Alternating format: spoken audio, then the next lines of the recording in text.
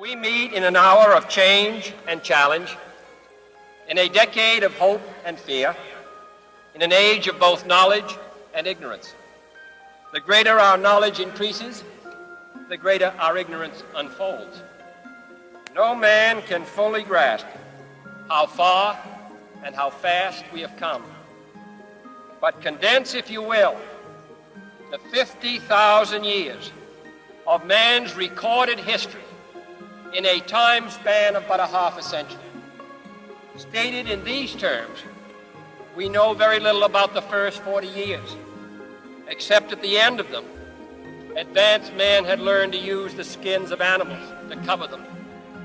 Then about 10 years ago, under this standard, man emerged from his caves to construct other kinds of shelter. Only 5 years ago, man learned to write and use a cart with wheels. Christianity began less than 2 years ago.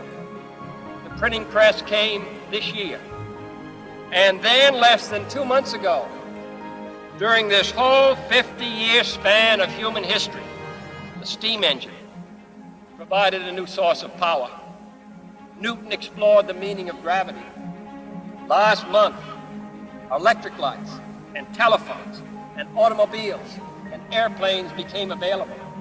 Only last week did we develop penicillin and television and nuclear power. This is a breathtaking pace, and such a pace cannot help but create new ills as it dispels old.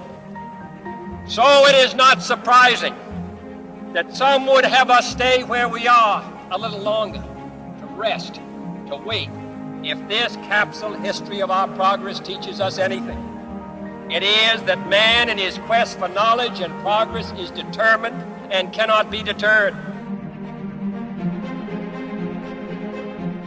We shall send to the moon, 240,000 miles away, a giant rocket more than 300 feet tall on an untried mission to an unknown celestial body, and then return it safely to Earth. But why, some say, the moon? Why choose this as our goal? And they may well ask, why climb the highest mountain? Why, 35 years ago, fly the Atlantic? We choose to go to the moon. We choose to go to the moon. We choose to go to the moon in this decade and do the other things, not because they are easy, but because they are hard. Because that goal will serve to organize and measure the best of our energies and skills. Because that challenge is one that we're willing to accept, one we are unwilling to postpone.